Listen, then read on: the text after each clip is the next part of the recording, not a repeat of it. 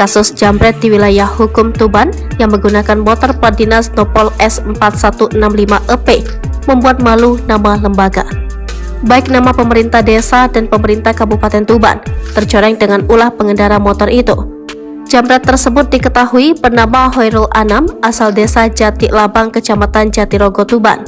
Ia menjelaskan aksinya di Jalan Raya Desa Margosuko, Kecamatan Banjar, Tuban, Minggu 2 Juli 2023, sekitar 10:30 waktu Indonesia Barat. Korbannya adalah Mama Buddha berinisial SY, asal desa Sukoharjo, Kecamatan Banjar. Dompetnya dirampas seusai belanja dari pasar Tambak Boyo. Nama baik Pemkab Tuban tercoreng karena sepeda dinas plat merah itu aset Pemkab, kata Kepala Dinas Sosial Pemberdayaan Perempuan dan Pelindungan Anak serta Pemberdayaan Masyarakat dan Desa Kabupaten Tuban, Sugeng Purnomo.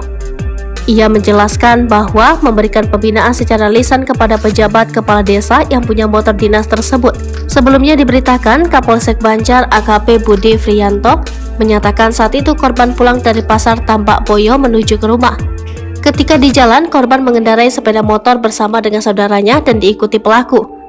Kemudian pelaku memegang paha korban dan langsung mengambil dompet milik korban yang berisi handphone, perhiasan, dan uang yang berada di dashboard motor. Usai mengambil barang berharga milik korban, pelaku melarikan diri dengan sepeda motornya, ujarnya.